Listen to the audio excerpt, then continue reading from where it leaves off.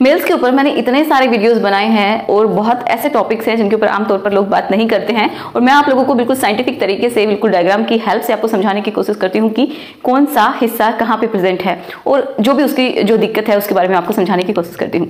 लेकिन एक क्वेश्चन जो मैंने बहुत बार देखा है मेरे कमेंट बॉक्स में, आप भी देख सकते हैं कि जब भी बात होती है मेल्स के जो प्राइवेट हिस्से हैं उसके बारे में, तो मैं जब उनको डिटेल में बताती हूँ तो एक क्वेश्चन आता है कि आप ये गलत बोल रही हैं कि मेनली बात होती है होल्स की, छिद्र की, कि एक होता है, दो होते हैं, तीन होते हैं, कितने होते हैं। तो आज हम यही क्लियर करेंगे और बिल्कुल आपको साइंटिफिक तरीके से ही मैं समझाऊंगी, जो कि एक डायग्राम होगा जो मैं आपको बताऊंगी कि कितने होल्स होते हैं। ठीक है, फीमेल्स की हमने बात कर ली है कि कितने होल होते हैं, इसी तरीके से मेल्स के बारे में भी हमें जानना बहुत ज़्यादा जरूरी है, क्योंकि मुझे लगता है कि बहुत सारे ऐसे मेल हैं जिनको अभी भी डाउट है। और जो मैं हमेशा बोलती हूँ कि अपनी बॉडी के बारे में जानने का हम सबका हक है और इसमें बिल्कुल भी शर्मिंदगी की बात नहीं है। तो चलिए शुरुआत करते हैं आज की इस वीडियो की, जिसमें हम बात करेंगे कि कितने छिद्र होते हैं मेल्स में। ठीक है, तो चलिए आप भी इसी तरीके से शॉक्ड हो जाएंगे कि ऐसा होता है क्या। चलिए हम देख लेते हैं। तो चलिए बात करते हैं। इस डायग्राम को बहुत ही आसान तरीके से मैंने आपको बनाने की कोशिश की है ताकि आप समझ अच्छे से सके। तो ये वाला जो पार्ट है ये आपको दिखाई दे रहा है, जो रेड कलर से मैंने बनाया है, ये पूरा हिस्सा ये एक ओपनिंग के थ्रू खुल रहा है। तो ये जो ओपनिंग है इसको हम एनस बोलते हैं। यहाँ से आप अपना जो सॉलिड वाला मटेरियल होता है वो बॉडी से बाहर निकालते हैं। ठीक है, मतलब आपका मल बाहर निकलता है। ये ऊपर कनेक्टेड होता है पूरा कहाँ से, जो आपके इंटेस्टाइन है, उन इंटेस्टाइन का ये समझिए एक पार्ट है जो कि मल को बॉडी से बाहर निकालने का काम करता है। तो ये हो गया पहली ओपनिंग। ठीक है, जिससे क्या होता है कि आपका जो मल है, जो सॉलिड है, वो बॉडी से बाहर निकलता है। जो वेस्ट मटेरियल जब बच जाता है ना, खाना खाने के जो पच जाने के बाद जो वेस्ट बचता है वो बॉडी से बाहर निकलता है। समझ में आया? इतना आपको पता है। अब देखिए नेक्स्ट, इससे थोड़ा सा ही आगे की साइड में होता है ये पूरा जो पुरुषों का सिस्टम है वो। इसमें मैं आपको समझा दूं तो ये जो मैंने येलो कलर से बनाया है पूरा, तो ये होता है जहाँ पे पेशाब इकट्ठा होता रहता है, यूरिनरी ब्लैडर। ओके, यहाँ से एक ट्यूब निकलती है। मेल्स में ये ट्यूब काफ़ी लंबी होती है, जो कि मैंने येलो कलर से बनाई है।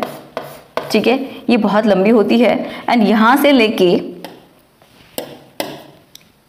लेके यहाँ तक का जो पार्ट है वो आप देख सकते हैं। इसके अंदर ये जो ट्यूब है, मैं सिर्फ आपको एक ट्यूब दिखाने की कोशिश कर रही हूँ। ठीक है, यहाँ का जो पार्ट होता है यहाँ से आगे का, वही विजिबल होता है एंड इससे अंदर का कुछ भी विजिबल नहीं है। ठीक है, समझ में आ रहा है इतना? तो ये यूरिनरी जो आपका जो पेशाब है, जो वो बॉडी से बाहर निकलता है, तो इस तरीके से वो बॉडी से बाहर निकल जाता है। समझ में आया? इस ट्यूब के थ्रू वो बाहर निकल जाता है। अब क्वेश्चन यही होता है कि जब पेशाब इस रास्ते से बाहर निकलता है तो जो आपका जो लिक्विड होता है, जो कि सीमेन बोल सकते हैं, जिसके अंदर शुक्राणु पड़े हुए होते हैं, कुछ चिपचिपा सा पदार्थ होता है मतलब, तो वो कैसे बाहर निकलता है? इसका मतलब इन दोनों का रास्ता अलग अलग होता है। ये क्वेश्चन भी बहुत बार पूछा जाता है। तो इन दोनों का ही रास्ता किस तरीके से है वो भी आप समझ लीजिए। तो आपको इतना तो समझ में आया कि जो पेशाब का रास्ता है वो बिल्कुल सिंपल इस तरीके से है। अब देखिए रास्ते में मैं आपको कुछ चीजें दिखा रही हूँ और आपको बिल्कुल भी कंफ्यूजन ना हो उसके लिए मैं आपको थोड़ा सा बता दूं कि ये दो मैंने बनाए हैं, क्या, जो आपकी टेस्टिकल्स होती हैं, जहाँ पे आपका स्पर्म का फॉर्मेशन होता रहता है। तो यहाँ से ट्यूब की हेल्प से कहाँ पे जाते हैं? देखिए एक ग्रीन कलर की स्ट्रक्चर आपको दिखाई दे रही है ना? तो ये कुछ इस तरीके से जो आपका जो पेशाब की ट्यूब है उसको इस तरीके से इसके चारों तरफ होती है, ये समझिए आप। इस तरीके से इसमें से पेशाब की ट्यूब आपकी जाती है। तो ये एक ग्लैंड है जिसको प्रोस्टेट ग्लैंड बोलते हैं। तो ये भी इसके अंदर अपना जो लिक्विड है वो डालती रहती है। ठीक है, मतलब अपना जो भी पदार्थ होता है वो इसके अंदर छोड़ती रहती है। और ये जो पर्पल कलर की आपको दिखाई दे रही हैं, इनका भी मैं नाम नहीं बता रही हूँ। तो ये सारी क्या है? ग्लैंड्स हैं, जो कि कुछ ना कुछ लिक्विड इसके अंदर डालती रहती हैं, ताकि ये जो रास्ता है ये कैसा रहे, जो आपके जो स्पर्म आने वाले हैं उनके लिए अच्छा बना रहे, उनके लिए फेवरेबल हो। क्योंकि जो यूरिन है अगर वो इसके अंदर ज़्यादा समय तक चिपका हुआ रहता है और डायरेक्टली अगर आपके स्पर्म आ जाते हैं तो मर जाते हैं। ठीक है, तो उस रास्ते को न्यूट्रल बनाने के लिए ये लिक्विड्स डालती रहती हैं और जो स्पर्म आते हैं उनके लिए भी बहुत ज़्यादा अच्छा होता है, क्योंकि उनको न्यूट्रिशन मिलता है। वो इसके अंदर तैर के आगे बढ़ते हैं, जो कि बहुत ज़्यादा ज़रूरी है उनके लिए। ठीक है ना? तो यहाँ से ये जो ग्लैंड्स हैं ये क्या कर रही हैं? अपना लिक्विड इस ट्यूब के अंदर ही डाल रही हैं। तो इतना तो क्लियर हुआ कि इसी ट्यूब के थ्रू ही ये बॉडी से बाहर निकलेंगे। अब इनका रास्ता कैसे सेम होगा वो भी मैं आपको बताऊंगी। यहाँ पे भी आपको दो ग्लैंड्स दिखाई दे रही हैं। ये भी क्या है, अपना लिक्विड डालती हैं। और जब भी आप रिलेशन बनाते हैं तो उससे पहले एक चिपचिपा सा पदार्थ आता है। अगर हम बात करते हैं मेल्स की, तो वो जो चिपचिपा पदार्थ है वो मेनली ये जो छोटी छोटी सी जो ग्लैंड्स होती हैं ये डालती हैं, ताकि जो रास्ता है वो क्लियर हो जाए और आगे का जो प्रोसेस है वो आसान हो जाए। तो इस तरीके से ये जो ग्लैंड्स हैं इनका बहुत ही इंपॉर्टेंट रोल होता है। देखिए बहुत ही छोटी सी ग्लैंड्स होती हैं ये, जो कि अपना लिक्विड इसके अंदर डालती रहती हैं। समझ में आया? तो अब आपको ये समझना है कि ये जो रास्ता है ये दो क्यों नहीं है, एक किस तरीके से है और ये काम किस तरीके से करते हैं। ठीक है, तो देखो जब यूरिन आता है तो आपको समझ में आया कि ये इजीली बॉडी से बाहर निकल जाता है, लेकिन जब आपका जो सेमन है वो बॉडी से बाहर निकल रहा है, जो व्हाइटिश सा लिक्विड है वो बॉडी से बाहर निकल रहा है, तो वो कैसे निकलता है? तो देखिए जब भी वो बॉडी से बाहर निकलने वाला होता है तो कब आता है? मेनली जब आप किसी के साथ रिलेशन बना रहे हैं उस टाइम में। तो ये वाला रास्ता ऊपर की साइड से समझिए जो रास्ता है वो बंद हो जाता है, यहाँ से ऊपर का कॉन्ट्रैक्ट हो जाता है, ये मसल्स यहाँ की, और वो बंद हो जाता है प्रॉपर तरीके से, और यहां से जो लिक्विड बॉडी से बाहर आ रहा है, ठीक है, वो यहां से होते हुए सिंपली इसी कॉमन रास्ते से बाहर निकल जाता है। तो जब एक सिस्टम काम कर रहा है तो उस टाइम में दूसरा नहीं करता है। तो इस तरीके का कुछ होता है।